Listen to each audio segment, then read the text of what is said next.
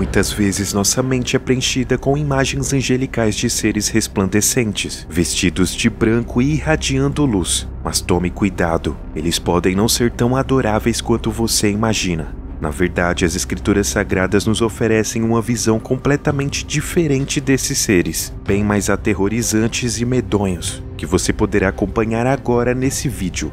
Qual a verdadeira aparência dos anjos segundo a Bíblia? Vem com a gente, vamos bibliografar para você.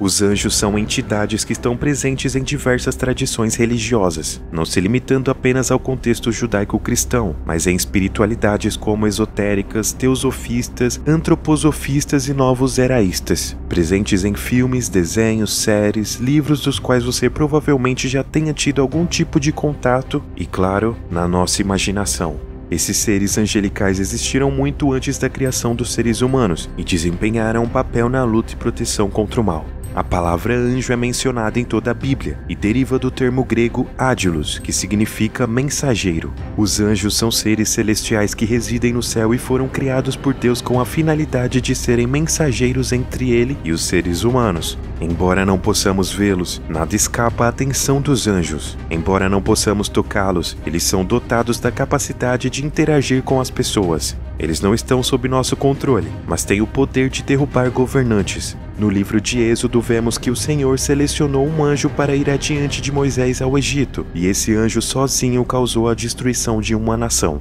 Durante o reinado do rei Ezequias, o exército liderado por Senaqueribe sitiou a cidade de Jerusalém, e foi necessário apenas um anjo para dizimar 185.000 soldados assírios em uma só noite. Embora não possuam uma forma física essencial, possuem a habilidade de se materializar em forma humana. Por exemplo, em Gênesis, quando alguns dos anjos aparecem como homens e compartilham uma refeição com Abraão. É bastante comum interações como essa por toda a Bíblia. Porém, em outras ocasiões, eles simplesmente são descritos como espectros de luz, como por exemplo no episódio da Anunciação aos pastores do campo, onde a glória do Senhor resplandeceu ao seu redor. No sepulcro, após a ressurreição de Jesus, Madalena vê uma figura luminosa como um relâmpago, e até mesmo manifestações sonoras como em Apocalipse, quando um anjo se manifesta através de uma voz trovejante. E no último caso, temos as aparições místicas em formas físicas, em que eles assumem uma aparência assustadora. Essas estranhas aparências dos anjos geralmente evocam medo naqueles que os encontram, sendo compreensível que as primeiras palavras desses anjos fossem frequentemente "não tenha medo", pois o medo era uma reação comum daqueles que o avistavam com seus próprios olhos. Os anjos são divididos em hierarquias e estão agrupados em 3 categorias principais. Os do primeiro grupo são os mais próximos da humanidade, e eles têm uma interação mais frequente com as pessoas. Acima desse grupo encontramos aqueles denominados de virtudes e potestades. E por fim, no topo dessa hierarquia, estão os anjos mais próximos de Deus, chamados de serafins, querubins e tronos. E a partir de agora você verá o que as escrituras sagradas dizem sobre cada um deles.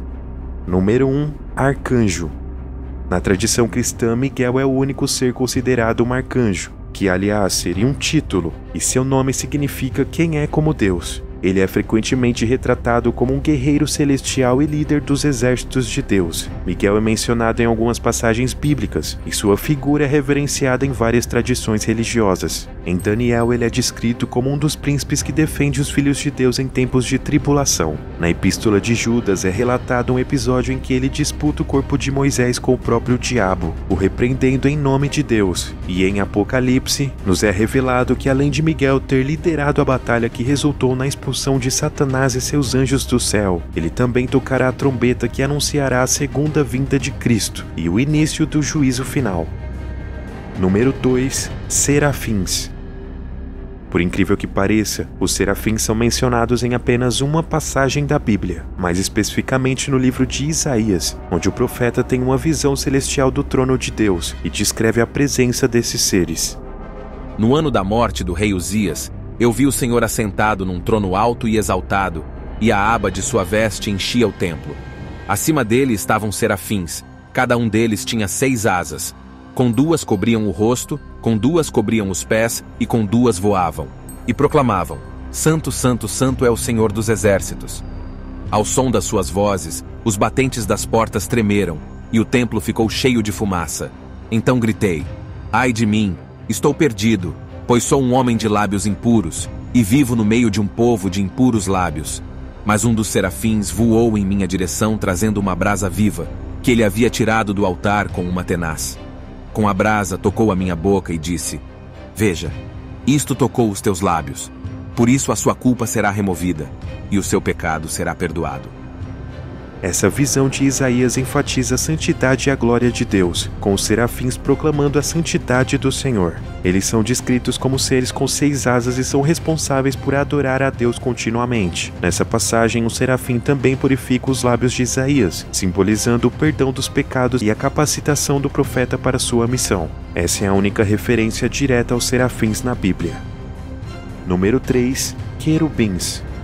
Os querubins são mencionados em várias passagens do Velho Testamento, sempre desempenhando um papel importante em relação à glória e adoração celestial. Em Gênesis, após a expulsão de Adão e Eva, são eles que passam a guardar o jardim do Éden com uma espada flamejante. Quando Deus instruiu Moisés a construir a Arca da Aliança, ele ordenou a colocação de 2 querubins de ouro em suas extremidades, e em Ezequiel eles também são citados na visão do profeta, em que ele os chama de seres viventes, possuidores de uma aparência humana, mas com várias características peculiares, como por exemplo 4 faces, de um homem, de leão, de boi e de águia, cada um com 4 asas, tendo mãos humanas debaixo de cada asa e se movendo com grande velocidade e coordenação.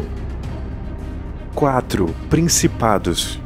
Os principados são mencionados em algumas passagens do Novo Testamento, especificamente nas cartas de Paulo. O termo principado refere-se a certas autoridades e governantes espirituais. Embora a Bíblia não ofereça uma descrição clara sobre suas origens, eles são geralmente considerados seres espirituais que exercem influência direta ou indireta, positiva ou negativa, em diferentes esferas, tanto nas celestiais quanto as materiais, ou até mesmo dimensionais. Porém, mesmo com todo esse poder, todos estariam subordinados a Cristo.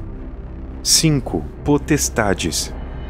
As potestades basicamente seguem os mesmos padrões dos principados, mas apesar de serem frequentemente usados em conjunto nas Escrituras, eles podem ter nuances ligeiramente diferentes em seus significados. O termo principado ou dominação em algumas traduções se refere a uma autoridade ou governo espiritual e simboliza uma posição de liderança ou governo em uma esfera específica. Por outro lado, o termo potestade se refere ao poder ou autoridade que alguém possui, podendo se referir tanto ao poder espiritual quanto à autoridade terrena. Nas referências bíblicas, as potestades são frequentemente mencionados junto com os principados, ambos com autoridades espirituais que exercem influência.